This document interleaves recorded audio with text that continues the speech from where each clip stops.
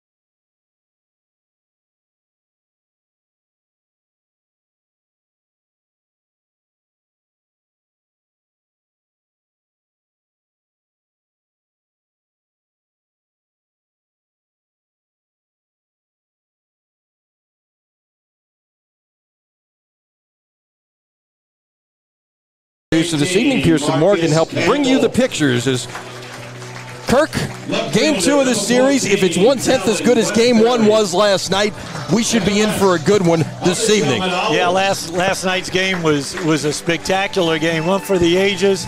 Corey Kuzan and Bryce Wilson. What a pitcher's duel that was. It's a shame that somebody has to lose a game like that. Yeah, exactly. Before we get to the highlights of last night, let's take a look at the bottom of the Division I non-select bracket, and you see there at the bottom left, Chalmette and Slidell. Whoever wins this series is going to go on. Have to make a little road trip up north to face a very good West Monroe team in the next round. But the good news is you're still playing. The loser of their season is over. The winner gets to make a trip to West Monroe. You see the rest of the bottom of the bracket there. And a lot of really good teams in there. That's actually, it's not Catholic in the 3 spot, but still, you got a lot of really good teams that are contending, and Division I non-select always strong. Of course, Barb is the number 1 seed on the other side of the bracket. Always powerful teams, especially coming out of the West. But you know what? You can't worry about those guys. You have to worry about your opponent tonight. Get through round 1 and let the rest take care of itself. Yeah. We are going to pause as both teams on the baselines for the playing of our national anthem.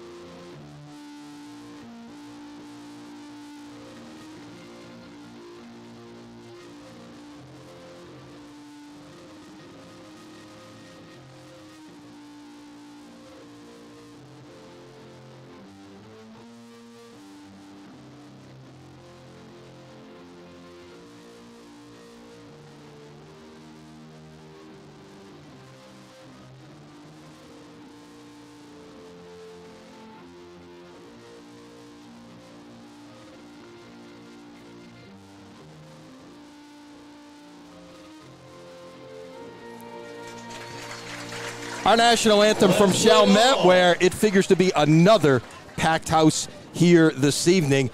We're going to take a look back at last night.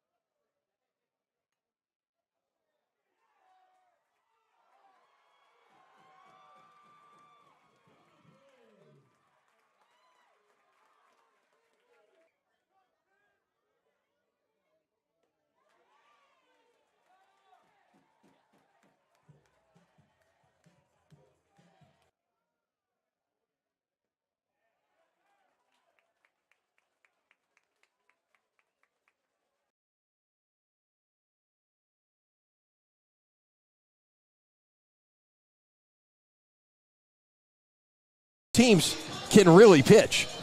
Slidell came in with a staff ERA of 1.3 in the regular season, and Slidell's got a lot of confidence in the depth of their pitching staff. And as the Tigers are on the field, getting warmed up, we will get a look, at their pitcher this evening, and what we will see from their right-hander, Braden Calamari, who's 4-0 on the year, 3.85 ERA, 33 strikeouts in 47 1/3 innings this year. I spoke to the assistant coach for Slidell just a little while ago to try to get a little information about Braden Calamari, as I have not seen him in person this year. He's a junior right-handed pitcher. He features a cutter at about 78 to 82 miles an hour. That's going to be tough to deal with. for the Chalmette Owls at the high school level.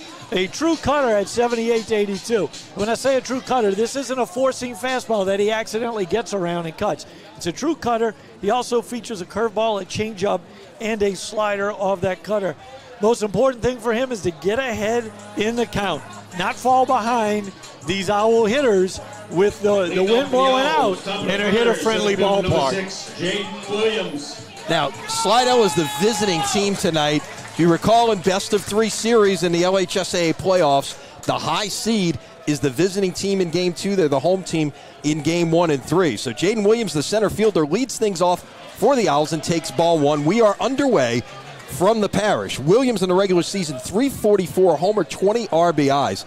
This is a Chalmette team that loves to run if they can get on base, Kirk. And that's exactly what Coach Mike Thomas said in the pregame, was that he wants to get some guys on base early. He didn't have the opportunity to do that against Kuzan last night.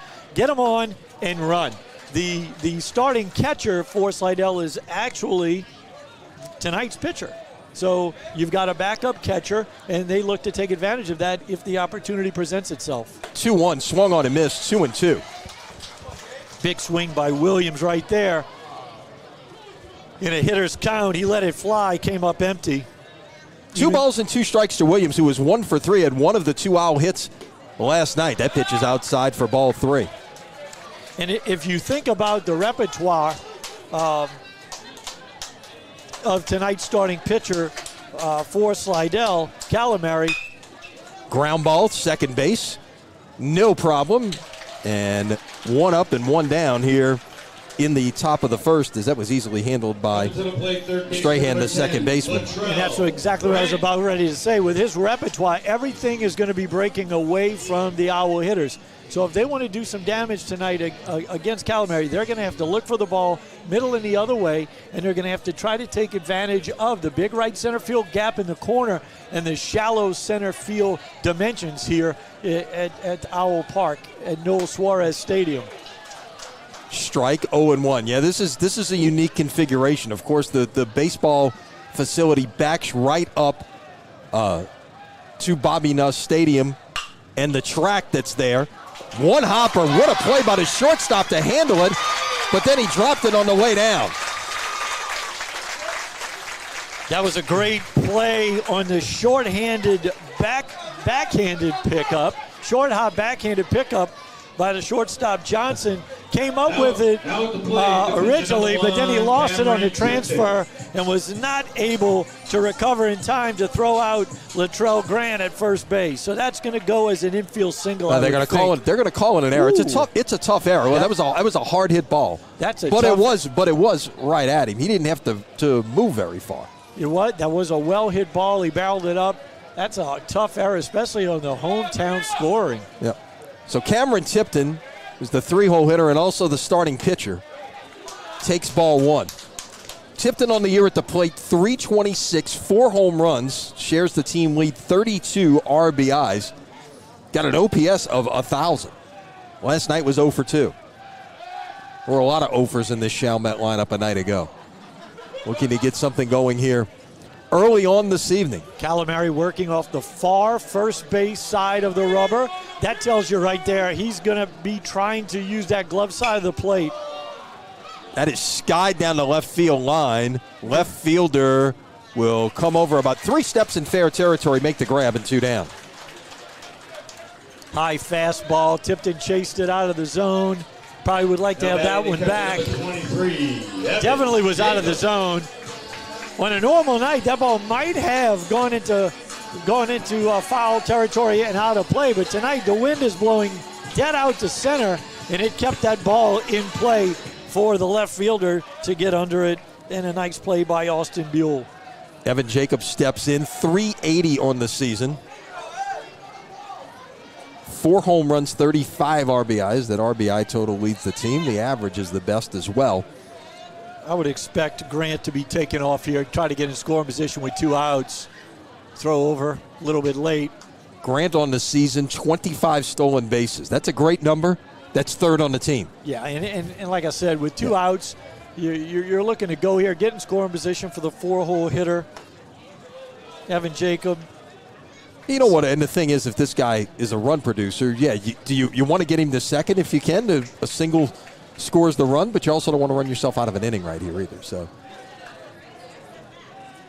1-0 the count to Jacob. We had an early start, so we didn't get a chance to get you through batting orders. We'll do that between innings here, as that is Sky down the left field line. Third baseman one step in foul territory. Makes the grab, and that will do it for Chalmette in the first. No runs, no hits, and error, and one man left. So Chalmette goes down in the first. Slidell now coming in to bat again as the home team, the designated home team of this game. So let's take you through both lineups. Chalmette, we've already seen Jaden Williams, the center fielder, Latrell Grant at third, Cameron Tipton, the pitcher, Evan Jacob, the catcher, Joe Monaghan, the shortstop, Bryce Wilson at first base, Cole Armstrong at second, Malik Jupiter, the DH, Marcus Campbell in right field. For Slidell now coming up, it's Corey Kuzan, the center fielder tonight, Brady Johnson at shortstop, Austin Buell in left, Junior Burdett at third base, Braden Calamari, the pitcher, bats fifth, Finn Gale, the DH, Eli Strahan is the second baseman, Troy Green in right field, and Corey Rushing handling the catching. So we get our first look on the mound at Cameron Tipton. And Tipton on the year 4-1 with a 1.45 ERA, 43 and a third innings of work. He's allowed just 19 hits, 15 runs, 9 earned. He has walked 12 and struck out 63. That's a pretty good numbers for a number two pitcher. As we mentioned, this is a Slidell staff with a 1.30 ERA and a 0.86 whip.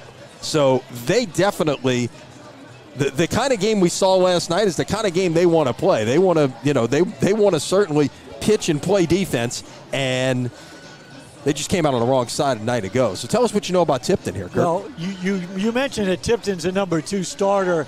And on most high school teams, he's a number one. He just happens to be on the same team as Bryce Wilson, who's a Louisiana Lafayette commit. But Tipton's a Troy University commit. So you don't lose much when you go from one to the other. The only thing you do is you go from a left-handed stud to a right-handed stud.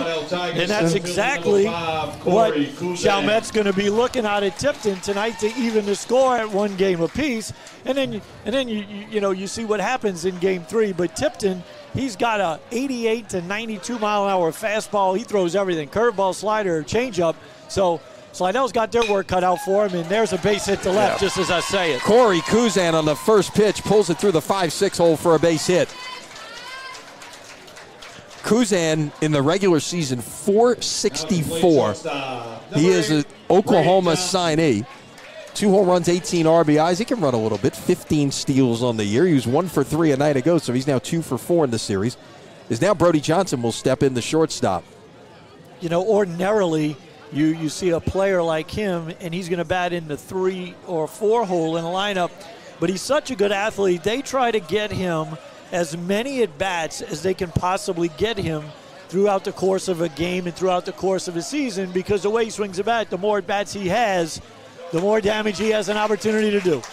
Johnson takes a strike. You bring up a good point there, Kirk. I think the philosophy of making a lineup card has changed. It's certainly evolved. I think you take your best hitter sometimes now and you put them in the 1 and the 2 hole. I mean, you look at what Tennessee played LSU last weekend. Their 1 and 2 hole hitters are the 2 leading career home run hitters in the history of the University of Tennessee program. And they're hitting in the 1 and 2 spots in the lineup. I mean, you look at the major league teams, you see the same thing. You watch a guy like Ronald Acuna Jr. leading off, and you can kind of compare Kuzan to that at the high school level. He's got the power, he's got the speed, he's got a great arm. We see him on the mound. He's just a great baseball player. And, and then you got guys like Soto and Judge hitting in the 2 hole for their respective teams last year. Now they're on the same team, and Soto's in the 2, and they move Judge back to the 3. So, and then you got a guy like Schwarber leading off for the Phillies. So it doesn't seem to fit the mold, does it? It's not conventional, but it works. Yeah. Fouled off at the plate. It's 2 balls and 2 strikes. So LSU tinker with Tommy White in the leadoff spot. Tulane's leading off with a catcher right now in Colin Tufts. So it's like, you're seeing teams at every level do things a little bit differently. And I think you come, if you put your guy in a leadoff spot as opposed to the 3 hole over the course of 9 games, that's 2 more at-bats they're going to get. So it's Yeah. And look what it's doing to Tipton right now. It starts him. Yeah. And he's got to work out of the stretch. Right out of the stretch, and it puts pressure on him right away. Yeah. Well, tried to go breaking pitch there, and that was fouled back. As you can see here at Suarez Stadium, there's not much foul ground here. There's, it's a little bit normal down the lines, but not behind the plate. There's not going to be much of a chance with a runner at third to try to score on something here unless you're extraordinarily aggressive or something kicks towards the dugouts. Yeah, you really got to hope that the ball bounces and hits off of a shin guard or a mask. That's really the only way you can advance on balls in the dirt, especially from third base. There's no cheap runs scored on wild pitches, pass balls, or things of that nature in this ballpark.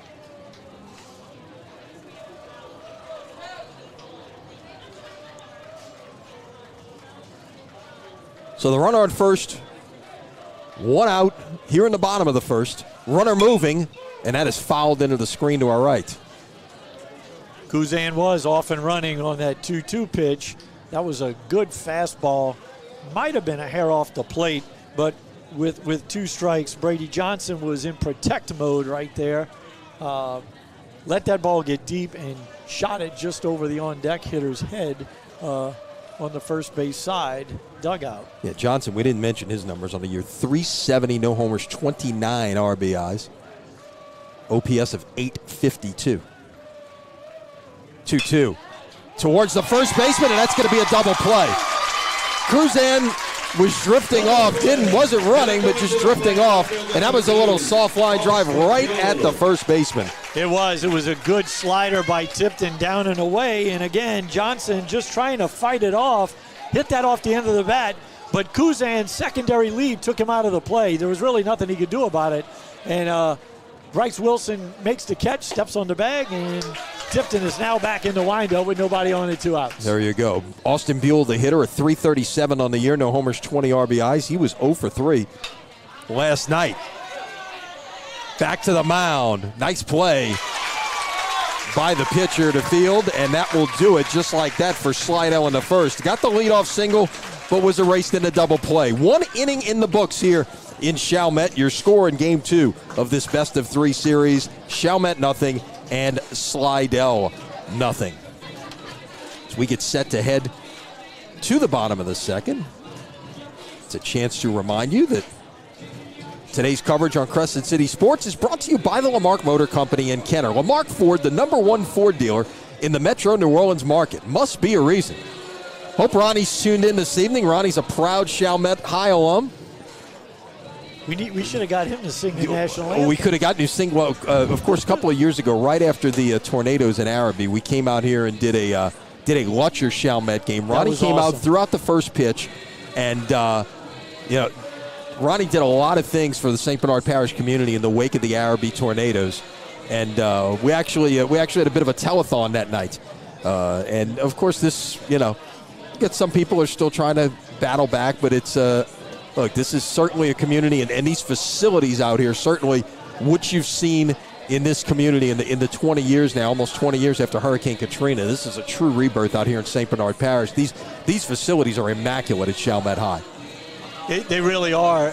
If you would see, a lot of people will see the actual playing field and the football field, but what you don't see is the stuff behind the scenes and the hitting facility off to the left field side. Yep. The baseball offices and things of that nature. It's softball right on the other side. Softball. Yeah, it's magnificent. Joe Monahan. So Joe Monahan leads things off for Chalmette in the second. The shortstop.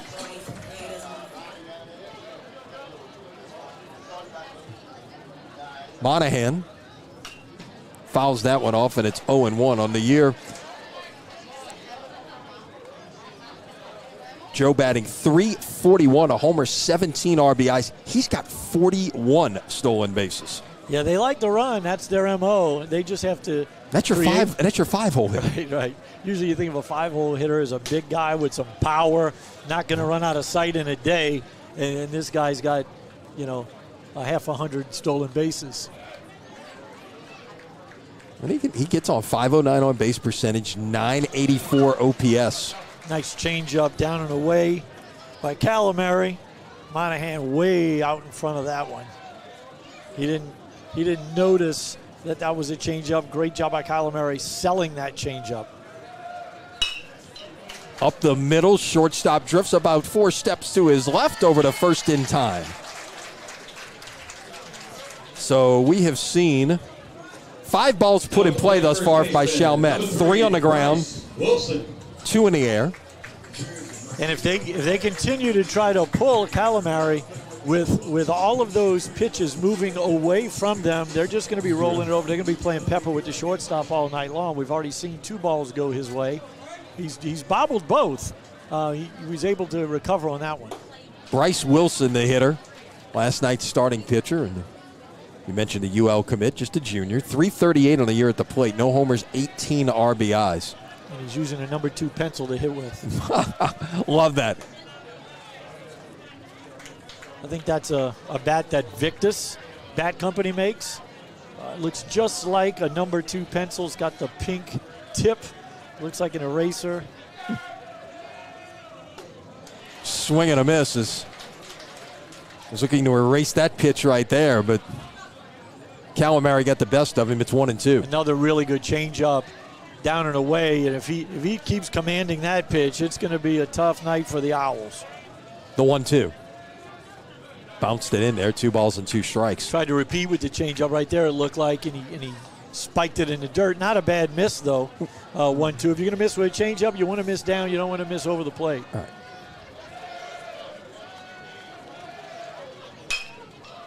That is hit into left center field. Coming on, the center fielder ranges over to make the play. I thought it was going to be the left fielder's ball, but instead, that was the center fielder, Kuzan, running it down. So last night's 2 starting pitchers involved in that one, the swing and the catch, and there's 2 down. Kuzan doing his best Kelly Lee impersonation of the Bad News Bears, taking that ball away from the left fielder, Austin Buell. So Cole Armstrong, the batter, swings and misses at the first pitch. Armstrong at .315 on the year, a homer, 22 driven in. Look at some of these OPS numbers. All, what, 7, somewhere in the 700 to 800 range is good. We've seen a lot of guys, 900, 1,000. Those are, gives you an idea of what they're capable of doing offensively. This is a Chalmette team that hit .303 on the year, and also in the course of 33 games drew 212 walks. So they know how to get on base. A little off speed there, and it's 1-2. That changeup looks like it's going to be the equalizer tonight. That's going to keep Chalmette off that cutter away if he keeps throwing it down in his zone like that. Strike 3 called on the outside corner. A great pitch right there from Calamari to get out of the second. It's 3 up, 3 down for Chalmette.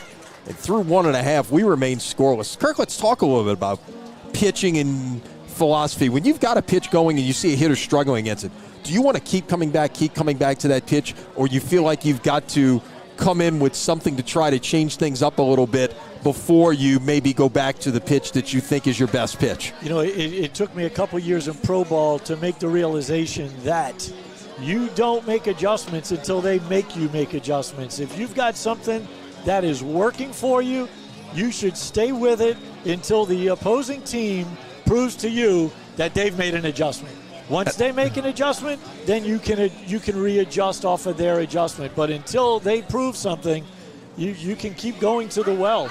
I bring that up, and Dan Kane and I are working the Tulane broadcast the other night and saw something I've never seen before. You talk about doing something until another team does something about it. South Alabama in the 8th inning against Tulane Tuesday night bunted 5 consecutive at-bats. And exactly right. If they're having trouble fielding a bunt and getting it out on a bunt, and some of them were great bunts. Some of them were fielding. Some of them were they tried to make a play at the plate on a squeeze. It was crazy. You never know what you're going to see when you come to the ballpark. It's the beauty of baseball. And I've never seen a team bunt 5 consecutive batters. Yeah, five's a lot. That is a lot. On to the bottom of the second. First pitch line shot right at the shortstop by Junior Burdette. So Slidell is taking the approach against Tipton to go up swinging. Yeah, and I don't think it's a bad approach because he is a strike thrower. And if a guy with the stuff that he has gets ahead of you, it's really, really tough to hit when you're behind an account because, like I said, he's got 5 different pitches and he throws them all for strikes. And just as I say that, he misses with a first pitch fastball up in his zone. But watch, he'll come right back with that same heater. And he's good enough to even throw the breaking balls behind in the count. So you can't discount that either. Tipton 12 walks in 43 1/3 innings in the regular season. So his mound opponent steps in, Braden Calamari, 296 on the season at the plate. No homers, 26 driven in, goes the other way towards the second baseman on the first in time, and 2 up and 2 down here in the second. And that shows you just how good the velocity is on Tipton's fastball. It was a 2-0 count, fastball middle in, and he got all up in Calamari's kitchen right there. Jammed him, hits a weak ground ball to second base for out number 2. So Finn Gale, the designated hitter, was 0 for 3 a night ago, 214 on the season, no homers driven in 13. First pitch. What Gale, went away with the breaking ball, 1-0. Gale really starts in a deep crouch and then gets deeper into that crouch as he gets ready. There he is sinking into it right there. Strike on the fastball, 1-1.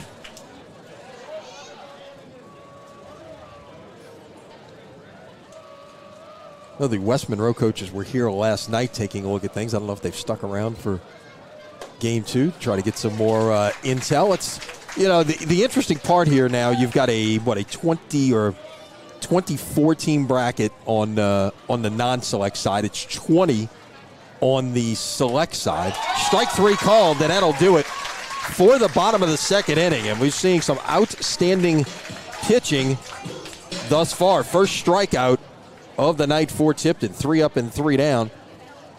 Go the Tigers, and 2 innings in the books here at Chalmette with no score. But you don't have, you've got pretty much everybody, on the other side. You're the team you're going to play coming out of this series and all of the other first round series on the non-select side. You got a team waiting in the wings already, sitting out this week to see who it is that they're going to play. They come down, scout, and take a look at things. And it's a little bit of a drive from Monroe to get down to Chalmette. It's a little bit of a drive, but it's a huge advantage if you have the ability to do just that. Your guys are resting. That's the only thing I don't like about a bye in baseball is that you're not seeing live pitching. But you can play exhibitions. That is the one thing they are allowing since they went to a bracket with a bunch of buys. Actually started to be before they came up with the concept of, okay, we have 20 in select, 24 in non-select. They are allowing the idea of exhibition games. For instance, Rummel was playing today at Mandeville. Right. 2 teams with a bye this week will play next week. But they're only playing 1 game, correct? I think they may be playing a doubleheader. They're just playing today. But again, it's an exhibition. And so that's good though, because at least you get your arms some work. Because again, instead of sitting out for almost 2 weeks as a pitcher or just going out and try to throw an extended bullpen or something, right, you're getting a chance to face some hitters. Yeah, baseball is such a field game that you really need to stay sharp. It's not like football. Football, a bye does you good. A bye does a body good, right? It's kind of like milk.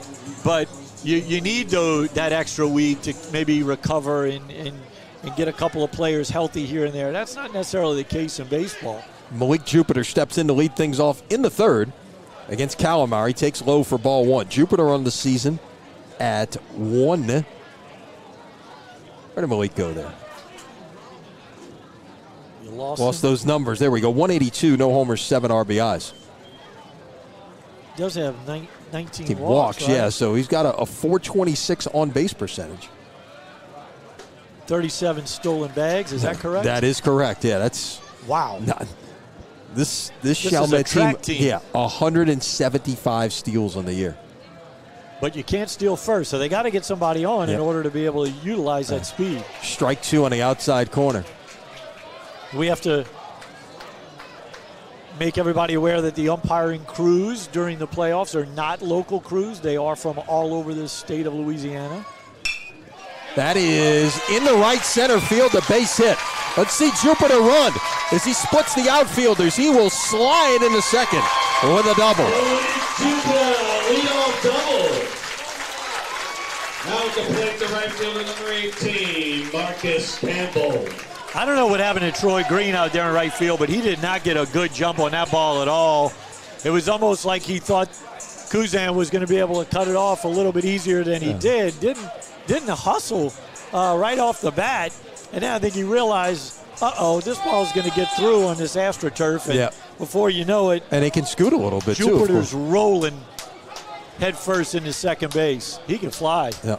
So Jupiter on second with nobody out for Marcus Campbell. Let's see how Mike Thomas wants to play this. Campbell was 0 for 1 a night ago. At .317 on the season, a homer, 22 driven in. Look at the third baseman, Junior Burdett, for Slidell. He's really angled his body so that he can see in case. Then the bunt is down. It's a good bunt. Throw to first, just in time to get Campbell.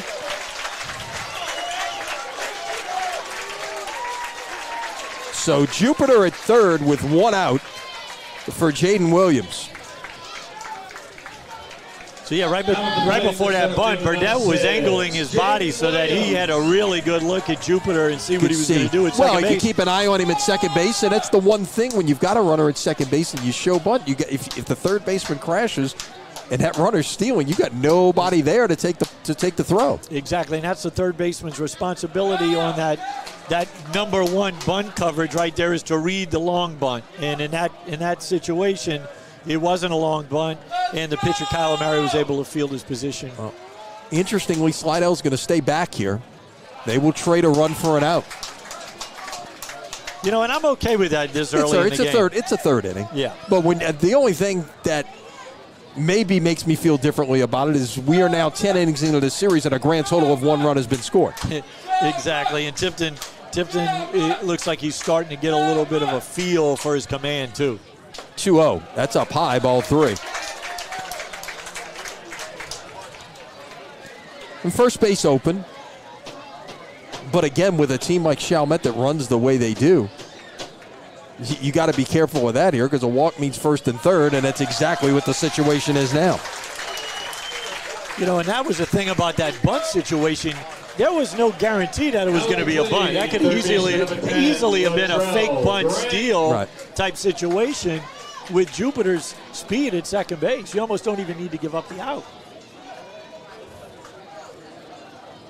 So meeting at the mound here as the Tigers will talk over situations here. And again, first and third, that's one of those things where Chalmette could put a lot of action plays on right now to put a lot of pressure on this Slidell defense in terms of how they want to play this, especially with the guys they've got on the base pass right now. Jupiter. 2 burners. Yeah, but Jupiter's only got 6 stolen bases on the year, but you've got your leadoff guy in Williams down at first base with 37 steals on the year.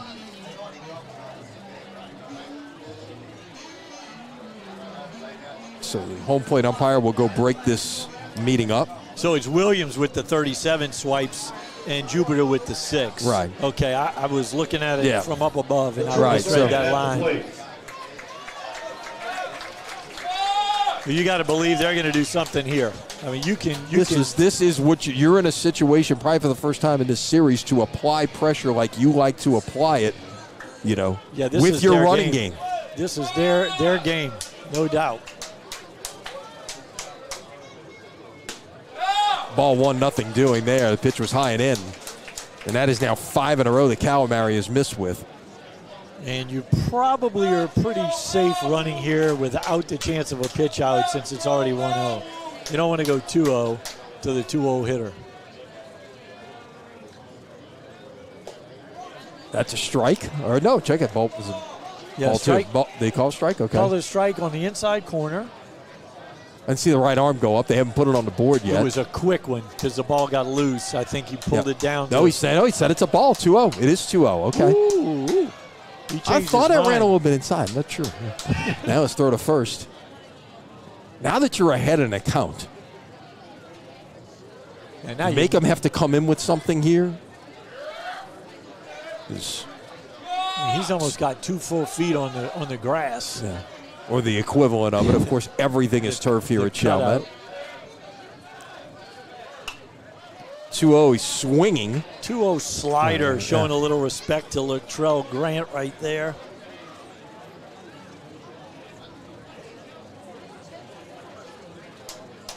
Grant hit that ball to the shortstop. Could have gone either way, but went as an error the first time up.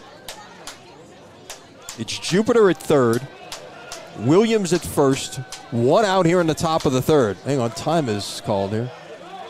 See, he's asking about that second pitch, and he absolutely did raise the right hand on that. And I think he thought better of it after he did, and he tried to cover his tracks, but he definitely did crank that right on.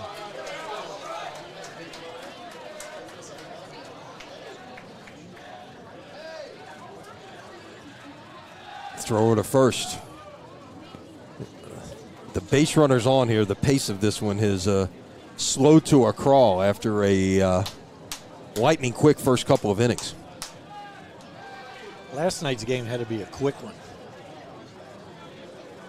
I would imagine, yeah. Couldn't have been any more than 2 hours. hours. I was watching a lot of men and ladies make left turns last night at Tad Gormley Stadium. Of course, we covered to the District 9 5A track championships here in Crescent City Sports. Congratulations to Jesuit and Mount Carmel. Swing and a miss. Runner was going. They won't even try. Oh, wait a minute. Let's see here. Hold everything. Are they going to put the runner back at first? They're going to call him out? Well, it should be a double play. It's going to be a strikeout. Well, but it's not a strikeout because it was 2-1. Only 2 strikes. That's only second strike. Are they going to put him back in the box and put the runner back at first base? If they call interference, the runner's out. I mean, the batter's out, and the runner goes back to first base. Mm-hmm. They're going to call interference on the batter, so he's out, and the runner returns to first base. And what happened was Grant swung and missed, and the momentum of his swing and miss carried him across the plate, the front side of home plate. Therefore, he obstructed the ability of the catcher to make a clean throw down to second base. So, Coach Mike Thomas's we got both coaches doing a little chatting with the umpires here in the last couple of minutes. You had first you had the strike call that everybody thought was a strike call, but apparently it was a ball call. And now you've got the interference call here. So 2 outs. So it's 2 outs at first and third, and that changes everything a bit for Cameron Tipton.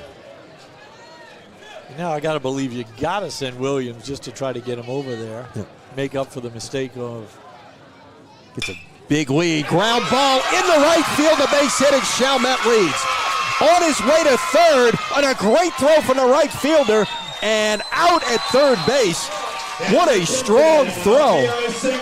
After the single by Tipton produces the first run of this game. Jupiter scores, but Williams out at third trying to advance, and that will do it here in the third. A run on 2 hits, no errors, 1 man left. We have played 2.5, and we have a score now. It is Chalmette 1 and Slidell nothing. Great throw right there by Troy Green. Coming in on the run. That's the one thing about playing on artificial surface. I'm almost ready to call it AstroTurf because that's what I grew up with. But the artificial surface plays so much faster. It's hard to get those extra bases on those well-hit balls. After 2.5 complete, Chalmette 1, Slidell 0. So as we head to the bottom of the third, it gives us a chance to remind you that today's coverage on Crescent City Sports brought to you by Rhino Shield Mid-South. Tired of painting year after year? Go Rhino. Rhino Shield resists chipping, cracking, flaking, or peeling, and is backed by a 25-year warranty. Get your free estimate. Visit rhinoshieldmidsouth.com or call 833-233-7181. Tell you what, with this short porch that's here, your former colleague, former big league pitcher as well, Kevin Mamahat, I know he could throw a baseball over that center field fence in his prime. Oh, absolutely. I've never seen anybody throw a ball as far as he did. We were talking about that last night. That's a unique skill. I mean, he could throw a golf ball over 100 yards. You get in one of those scramble tournaments where you get a throw. You know, you want Kevin on your team. I saw him do it at the Point in Johnstown, Pennsylvania. You know how deep it was out in right field. Sure. And they had the concession stand out there. He lined up on the left field side, and he threw it onto the concession stand. Wow. Leading off the bottom of the third for the Tigers, second baseman number 17, Eli Strahan. So Eli Strahan leads things off for Slidell in the bottom of the third. 7, 8, and 9 in this Tiger lineup. This Tipton's got a lead now. They used to tell us, Andy Koufax, there's your run, go get him. Yeah, that's it. You had to lay odds with him if you wanted to bet on him. Strahan, 222 on the year, no homers, 9 RBIs. 2 balls and no strikes to the second baseman. And it's 3-0. So this is what you don't want if you're Tipton. You get a lead. You've been stellar through the first 2, and now you come out, fall behind 3-0. Strahan taking all the way. It's a strike, 3-1. Really needs to be a shutdown inning. You know, if the Owls are going to try to even this series up at 1-1. And that's ball 4. Tipton falling off the mound a little bit here in the third inning. Now at the plate, right fielder number 3, Troy. Something you see in what he's doing out there? Flying open a little bit. You know, that may be his delivery. We see that from time to time.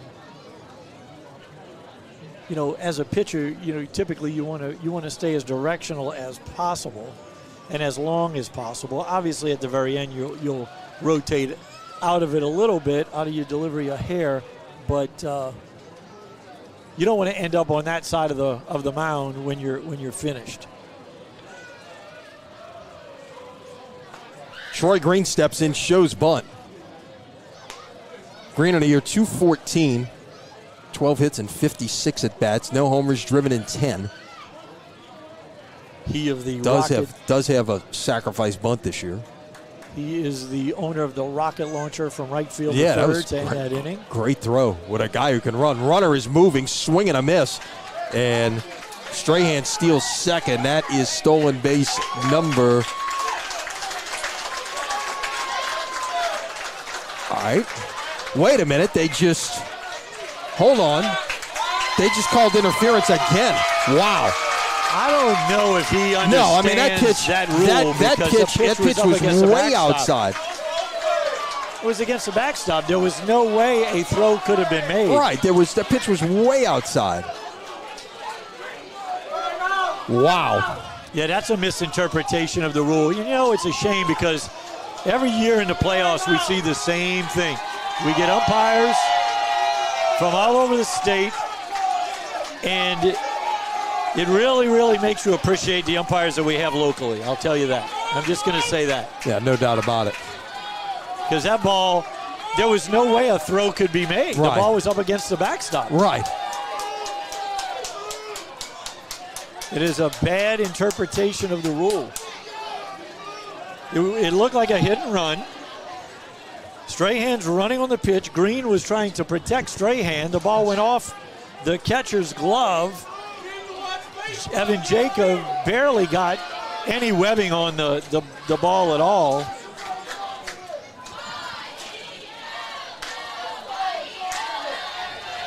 So now the 3 umpires are getting together to talk about it. If they change this, it's about to get even crazier.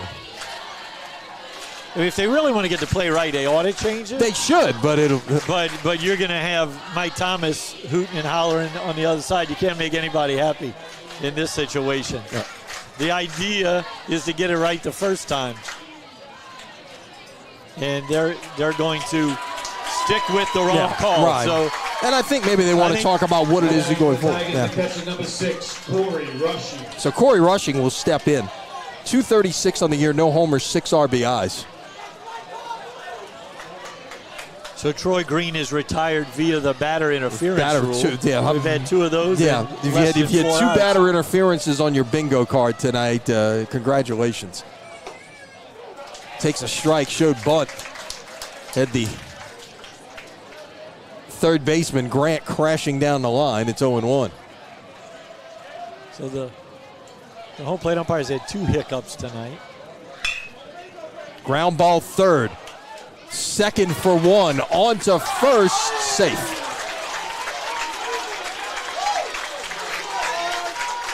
Great play right there by Latrell Grant. The ball wasn't hit sharply, but it was hit in a really good spot for Slidell, a tough spot for Chalmette. But Latrell Grant sliding over there and having the wherewithal to get the force out. Yeah, went and got the lead runner at second. Yeah, made a perfect throw to the second baseman. whose relay was just shy, just a little bit late for the double play. Well, and look, if all he does right there is go to take the runner at first, now you got a runner at second and 2 outs instead of a runner at first and 2 outs, and you got the best hitter in the lineup, Corey Kuzan, coming up. First pitch swinging, ground ball third. Cross the diamond. In time, inning over. So a crazy third inning, really, on both sides, comes to an end. 1 runner left for the Tigers in the third. We head to the fourth. It is Chalmette 1 and Slidell nothing here on Crescent City Sports. Like you said, we talked about, you never know what you're going to see at the ballpark, right? Especially I'm not sure I've seen, and 2 batter interference calls in the same inning, not going to see that very often. Rarely. And we saw it twice within 4 outs. Yeah. 4 recorded outs. Yeah.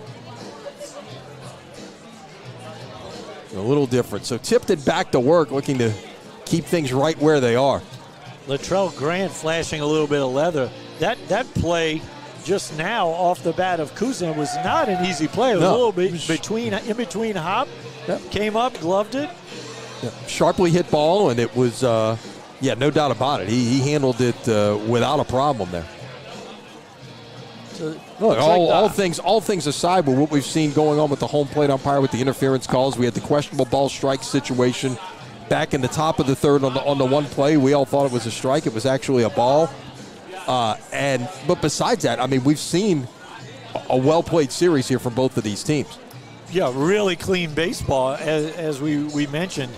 We saw the one bobble on the real tough play at shortstop earlier, where Slidell's shortstop, Brady Johnson, gloved it, but then he lost it on the exchange. They gave that an error. I would have given it a hit. So disagree. Technically, we should have an errorless ball game right now. No, I agree. Evan Jacob, the catcher, steps in. Fouled out his first time up. He's 0 for 4 in the series. In the regular season, he hit .380. And only struck out 9 times in 92 at-bats this year. .380. I couldn't spell .380 when I was in high school. First pitch swinging, ground ball. Third baseman ranges to his left. Throw across in time. And there's 1 pitch, 1 out. You got to love that. You got to love that if you're Braden Calamari. Yep. 1 pitch, 1 out. And you know what you do right here? You pound another one right down the middle. Make this guy swing the bat. Because if you can get two outs in 2 pitches, then the next guy's got to take. Right. And that's a free strike. So he's got to attack right here. And he didn't. They threw him a curveball. Threw him a curveball and it sailed. It's 1-0. Monahan grounded out to shortstop his first time up, hitting .341 in the regular season. He is 0 for 3 in this series.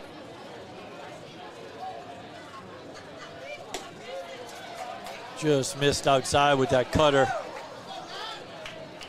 You look at these walk to strikeout ratios for some of these Chalmette hitters. Monahan, 27 walks, 10 strikeouts. Down the line, I mean, there are very few guys with more strikeouts than walks in this lineup. And you know who the hitting coach is, right? Kenny Benora. That was kind of that was his thing. That was his thing. Style.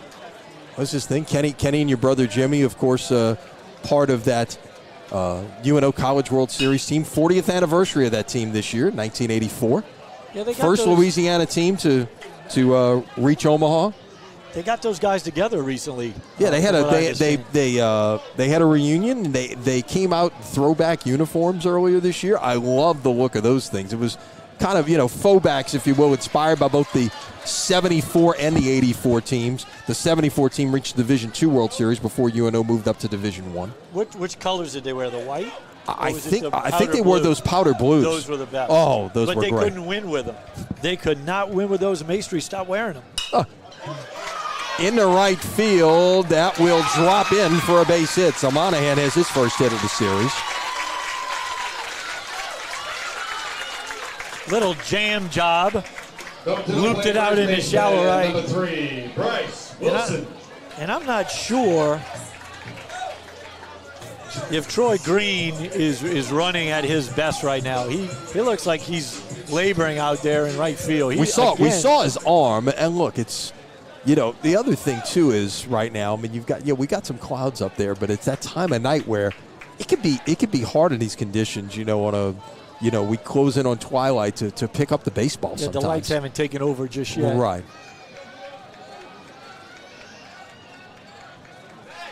Ooh, almost had the runner leaning on the throw over to first. Back in time is Monahan, and we mentioned earlier, 41 stolen bases on the year. Yeah, and his first step right there was towards second base, but he's so quick, he was able to recover and get back safely.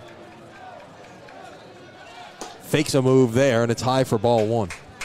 And you can When see you've got it, when you're facing a team that you know is going to run a lot, as a pitcher, you've got to just what do you have to do? You got to be just ultra focused on what you're trying to do out there to make good pitches and keep an eye on the runner. Well, you have to do exactly what Calamari's doing right now. You got to mix up your looks. You got to mix up your holds. You have to throw over from time to time. Again, you have to get pitch outs called from the bench. Catcher's got to be on his A game. But really, varying your holes really helps control the running game. As the runners get antsy, and the longer they're in their ready position, the harder it is to get that good jump. Your legs get a little fatigued. You get antsy, and you might make a jump move a little bit too quick, and you got to go back, and it throws off the timing of the jump. So 1-1 to count to Wilson, with Monahan the threat to go down at first. But those wheels can definitely take a pitcher out of his comfort zone. And he got him that time. Run down to shortstop will come across, make the play onto the pitcher covering, and he is out. It'll go 1-3-6-1. Officially a caught stealing.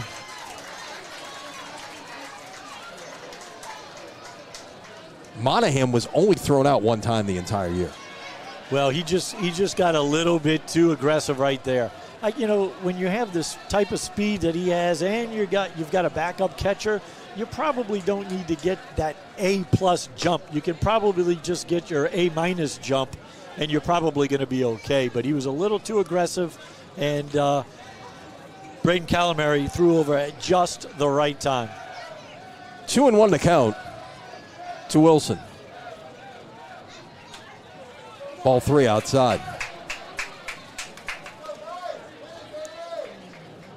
Wilson, you saw what he could do on the mound last night. We showed you those highlights earlier. Pretty good with the stick as well, 338. 11 extra base hits, 9 doubles, 2 triples, 18 driven in.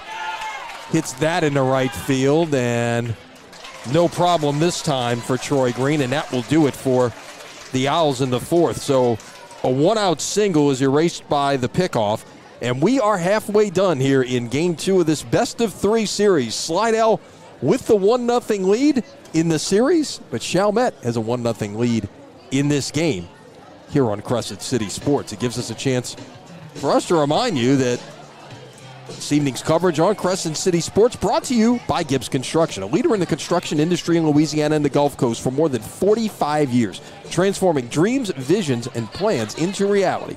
Gibbs Construction.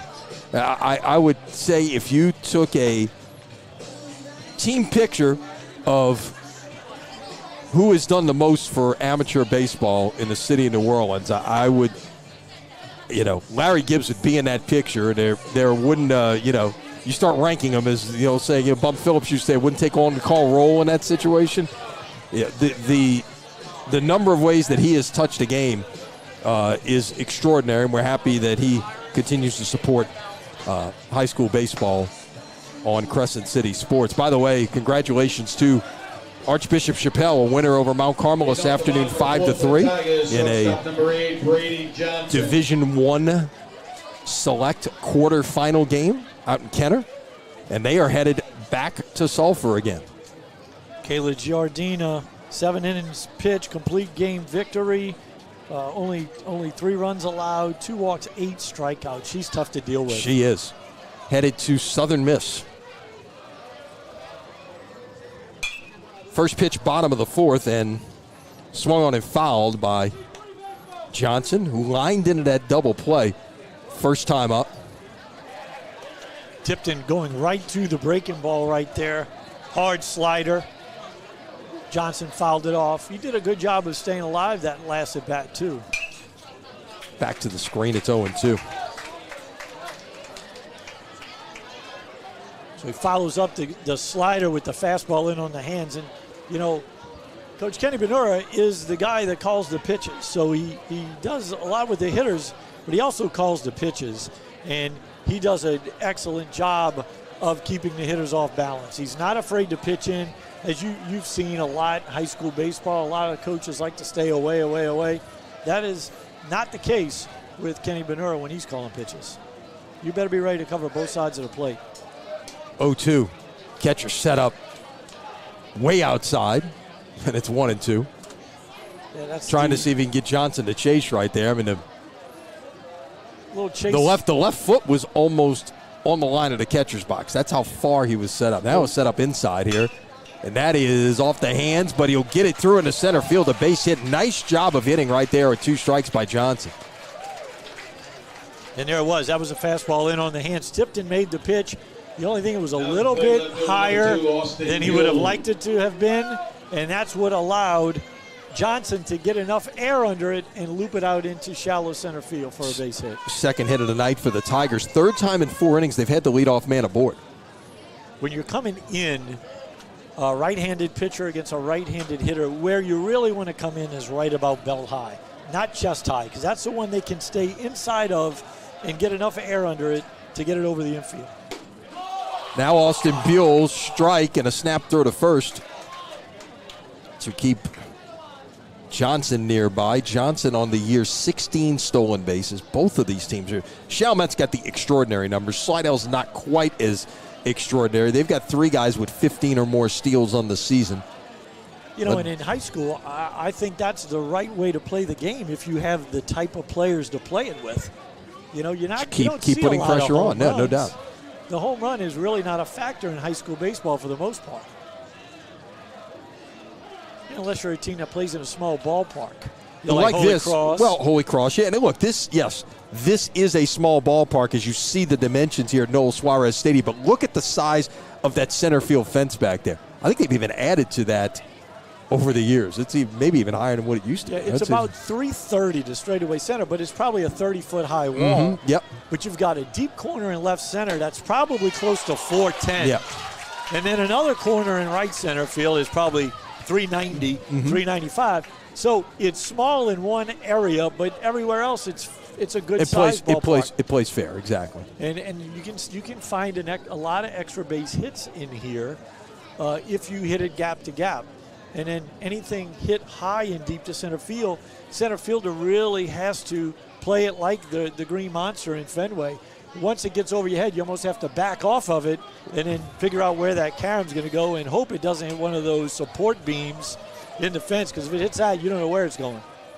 I'm going to get to a story in a minute here after the pitch, 1-2. I remember, and you, the reason I'm telling this story is because you were there. First game ever at what is now Minute Maid Park. You were on the Phillies roster. Correct. Went in there and played Houston on the opening game of the series in 2000. I walk in the ballpark, and I'm standing out in the Crawford boxes, and I spot you out there in the outfield. And the first thing you said as you're looking at that fence up there says, they move this thing back when the game starts, right? Boy, that left field wall over there is not fun. And it's not as high, obviously. It's not nearly as high as the Green Monster in Fenway. Not even close. And it's certainly unique. There's a lot of unique features to that ballpark. And I'm sure that is not one that the pitchers care to see very much, though. No, it's right on top of you. And I had the dubious honor of pitching in both of those parks as a home player with the Red Sox and with Houston. You have to pitch away from it. Pitch is a strike, and we've got a stolen base without interference this time. You are correct. Was a strike, stolen base. So now a runner in scoring position with 1 out for Junior Burdett, the cleanup hitter in the lineup. Catcher had a hit last night, lined out to short his first time up, 350 in the regular season. Jacob had a tough time getting the ball out of his glove on the exchange there, the catcher for Chalmette did. and not allowed the stolen base to Throw be back to successful. second there. This is the first time tonight Slidell has hit a runner in scoring position.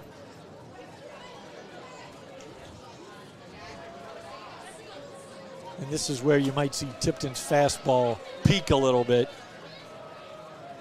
The 0-1 hit on the ground to the shortstop. Runner will move to third with 2 outs. And Braden Calamari can help his own cause right here. Pitcher number 12. Routine grounder to Monahan. That was a fastball. It really, really beat Junior Burdette right there. Jammed him. 2-hopper, 3-hopper to short. Monahan came in under control. Good strong throw the first to retire Burdette.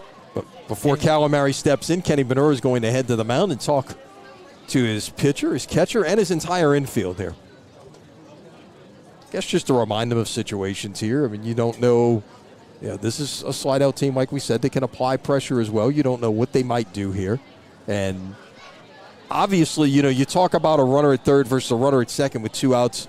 So many more ways to be able to score, but some of those really get taken out of the play by that short backstop. You're not going to get many wild pitch pass ball chances here. Obviously, you do have, you know, the balk, the infield single, some of those, you know, some of the other plays that can give you the chance to score from, you know, from third with 2 outs as opposed to from second. A good aggressive base running there by Johnson, by the way, and that ground ball was short to try to advance to third. Yeah, he did a good job of reading down angle early. And as soon as you see that ball going down into the red dirt portion of home plate, you can go because you know that ball's going to check up and it's not going to be hit very hard. Now, I think that conversation with Coach Benura and Tipton was about not to let Calamari beat you. 296 hitter here, 214 hitter on deck. Calamari takes one inside corner for a strike, and it's 0-1. He does have 26 RBIs on the year, second on this team, only behind Johnson, who was a runner at third base. Strike 0-2.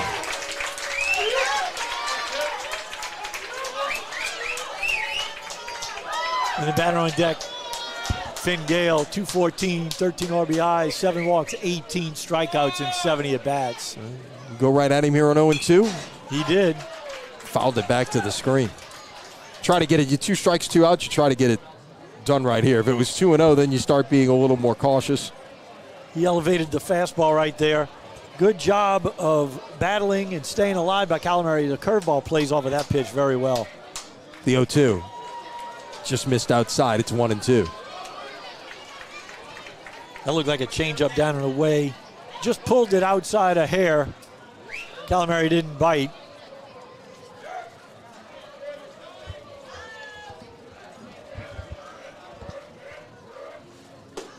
Strike 3 called on the inside corner. Calamari down on strikes.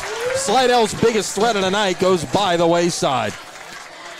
No runs, 1 hit, no errors, 1 left. We have played 4, and your score is Chalmette 1 and Slidell 0. That was a big pitch right there coming on the inside corner. A little arm side run of that fastball looked like. Little Powder River right there, right on the inside corner. Great pitch call, great pitch execution by Tipton. Calamari couldn't pull a trigger, froze him. And that ended the threat for the Slidell Tigers. That fastball by Tipton's, it's a plus fastball at the high school level. There's no question about it. You mentioned 88 to 92. That can play in a lot of places. It's interesting that the 1 and 2 pitchers here, one is going to the Raging Cajuns, the other is going to Troy, both in the Sun Belt Conference. These guys could face each other at some point down the line in a couple of years. I guarantee you that'll happen. You know, both of these guys, not only do they have good arms, they know how to pitch. They're both great competitors. I saw Bryce Wilson last year against Rummel bounce back from a rough start, and then he carved. He gave up, I think, 2 runs in the first inning on a homer, and it was a bomb by Michael Ryan. But after that, he settled down, and he shut down the offense of a very, very powerful Rummel Raider baseball team.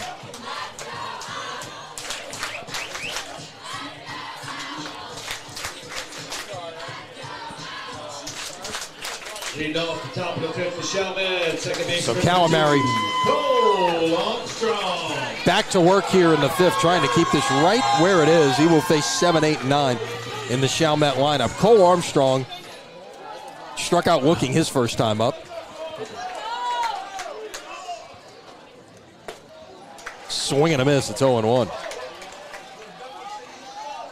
I can't imagine there has been a series this weekend with better pitching than what we're seeing from these two teams. Yeah, I think you'd be hard-pressed to find that. And rarely do you find two D1 starters for a team at the high school level.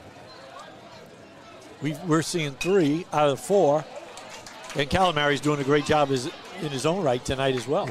And these guys are, I mean, they're two-way players, of course. They, you know.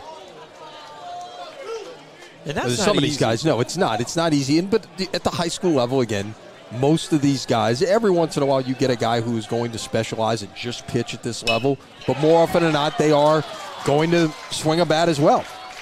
Line drive to the second baseman. Quickly one out here in the fifth. And Malik Jupiter, who scored the game's only run after a double into the right center field gap back in the third inning. Number 5, Malik Jupiter. So Jupiter will step in.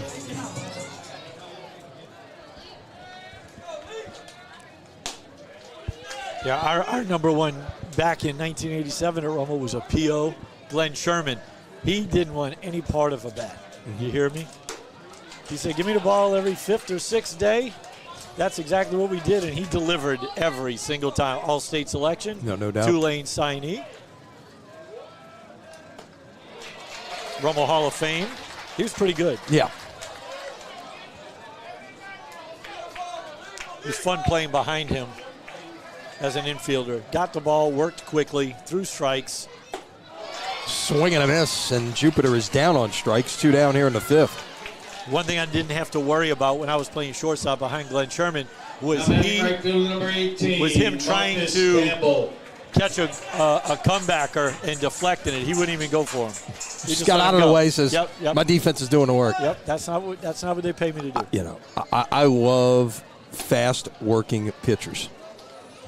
Yeah. And that's what there he was did. no one I've ever seen though was faster than Chris Westcott when he was at UNO. Oh, really? That was incredible. That was, I guess, right maybe just before you had gotten there on staff, I guess. But it was. He was before me.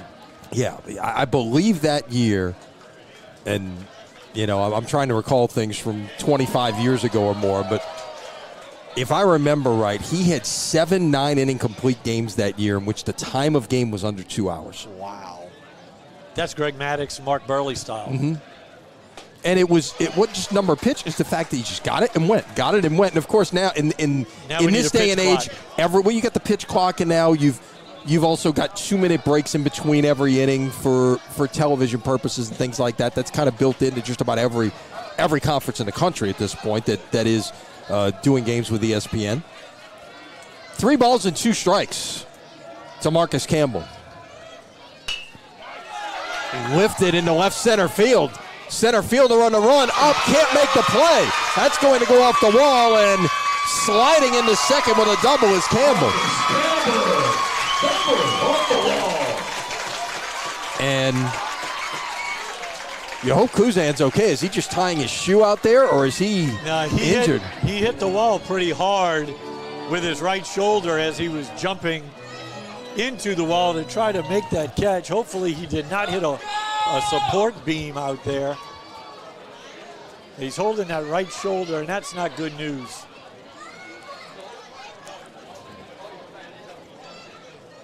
He jumped up to try to make a spectacular catch, but the ball was just out of his reach, and he banged into the fence. And like I said, hopefully he did not hit one of the vertical support poles that's holding up that monster out there in center field. Yeah, you can't really see it unless you look at the top of the fence just to see how big those poles are out there. But it's basically, as you see in a lot of high school parks, it's basically a mesh fence out there, you know, in front of what is a chain link fence, and it's windscreen. Yeah. Chain link fence, windscreen, and you've got probably Those poles are not very spread out either. That's You probably got about 36 poles out there. And yeah, they're probably only about six or 8 feet apart, maybe 10. Because that monster spans a large distance, a wide distance it spans. And I would imagine, too, especially in post-Katrina, things were in terms of how you were securing things, just to make sure things, the standards, the guidelines for putting those things up changed. You were probably trying to be extra cautious as well. So now back to the top of the lineup here in Jaden Williams, who has grounded out and walked. He's 0 for 1 tonight, 1 for 4 in the series. So far tonight, it's been the back of the Owls lineup that's doing the damage. Right, 8 and 9 hole hitters, each with doubles. They're going to walk him intentionally. Yep. So that was pretty interesting. Kyle Senator walks back in from center field. He's jogging back in, and he's making the signal, put him on first. That's multitasking, trying to make your way back in from checking on an injured player, and before they can even start, okay, hey, we're not even, we're just sending you down to first base. First and second now, with 2 out for Latrell Grant. So went from trainer to manager quickly. Spun around in a phone booth. Change roles. So 2 outs, first and second. Big at bat here for Grant. First pitch, swing and a miss. Good looking pitch right there from Calamari. Cutter, Grant swung right through. Calamari jumps on top of him, and that's what you have to do in this type of situation. And then you can get him to swing at your pitches.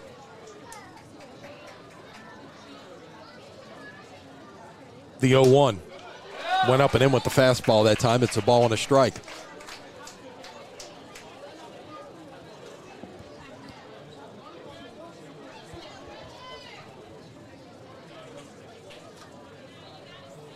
Stretch. That was inside it. Just grazed him, yeah. And now the bases are loaded for Cameron Tipton. And here is a classic case of helping your own cause. He's already got an RBI single, the only run of this game.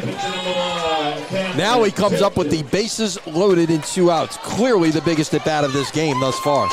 Absolutely, 100%. And that was a curveball that Calamari just spun off of, and it stayed arm side. Never did come back into the zone, and it nicks Grant. First pitch. Just missed down and away. It's 1-0. Looked like a first pitch changeup to Tipton, respecting his aggressiveness and his power. Downstairs, 2-0. Went back to it. Tipton's really gotta be selective here. Don't swing at the pitcher's pitch. And Calamari's got to throw a pitcher's pitch. 2-0. Takes a strike on the outside corner. Good pitch there. And that's exactly what he did. Knee-high fastball, outer quarter of the plate. Tipton does a great job of laying off. So Calamari did what he should have done, and Tipton did exactly what he needed to do and lay off of that fastball. On the ground, through into center field, the base hit. 1 run scores, 2 runs are in. It is 3-0 Chalmette. Welcome to the Cameron Tipton Show.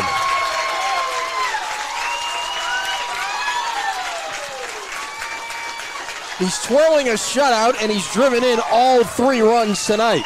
Now at the plate for the Owls, the catcher number 23, Evan Jacob. The courtesy runner at first is Landon Bartholomew. They were playing Tipton to pull, and he hits it up the middle, but not way up the middle. Right, it was a little bit to the shortstop side of the second base bag, but yeah, you're right. They were playing him. Had they been playing straight up, it's probably a ground out. But they were playing him to pull, and he sneaks it up the middle for a 2 RBI single. That is lifted into left field. Back and over the head of the left fielder. 1 run is in. Here comes Bartholomew with the second run. It's a 2-run double, and it is a 5-0 game for Evan Jacob. That ball was absolutely hammered to left field. Yeah. It's about 370 out there to straightaway left. Yeah, one hopped the wall. And it one hops the wall. Left fielder Austin Buell goes crashing into the fence. He saw his center fielder teammate Kuzan goes slamming into the wall. He did the exact same thing right there. No warning track out there. It's all artificial turf. It changes colors, but that's about it. So it's hard to know when you're coming upon that wall. So keep in mind, this was 2 out and nobody on just a few minutes ago. Double, intentional walk, hit batter, single, double, and 4 runs later, Chalmette is taking control. It is a 5-0 game. The wheels fell off after the intentional pass, but it was the right move. Absolutely. I think it was the right move there. You're going to take the bat out of Williams' hands and go after the 2-11 hitter in Grant. He just lost a pitch inside and hit him, and then loaded the bases. Now all of a sudden you get the 3 and 4 hole hitters coming up who deliver in a big way. That is in the air. Second baseman will give way to the right fielder, and that will do it here in the 5th, but not before the Owls break through in a big way. 4 runs on 3 hits, no errors, and 1 runner left. Middle of the 5th, they'll stretch in the parish, and they are happy right now. It is Chalmette 5 and Slidell 0. And it gives us a chance to remind you that today's coverage on Crescent City Sports is brought to you by the Lamarck Motor Company in Kenner. Lamarck Lincoln is the only Lincoln Black Label dealership in the market. It's more than ownership, it's membership. Must be a reason. Ronnie Lamarck has to be happy with the performance of his Owls this evening. The Owls showed up tonight with the bats last night, struggled a little bit, with good reason, against Corey Kuzan.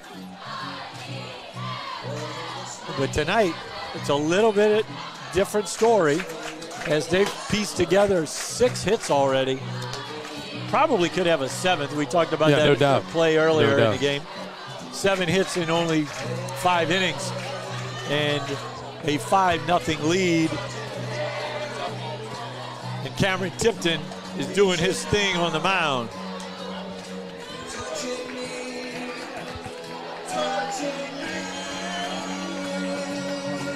All right, so on to the bottom of the 5th, Finn Gale, who was down in the bullpen warming up in the top of the inning. Have to wonder if we might see him come in on the mound in the top of the 6th inning. And it's an interesting situation because you're down 5-0 if you're Slidell and you're facing a very, very good arm in Cameron Tipton. Your chances of getting 6 runs against him aren't real good. So there's a little bit of a dilemma if you're the head coach of the Slidell Tigers.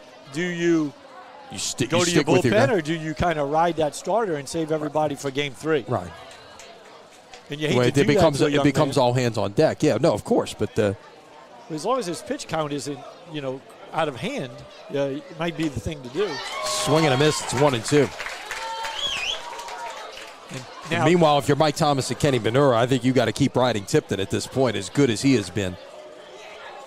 Oh, absolutely. Regardless of what the margin becomes here. Strike 3 called. What a pitch right there as he snapped that one off. Breaking ball, front door breaking ball, somewhat right there to Finn Gale. And if you remember correctly, last at bat, he froze Finn Gale with the heater on the inside part of the plate. That time he threw the breaking ball right at the starting point of the fastball from the previous bat and froze Gale one more time.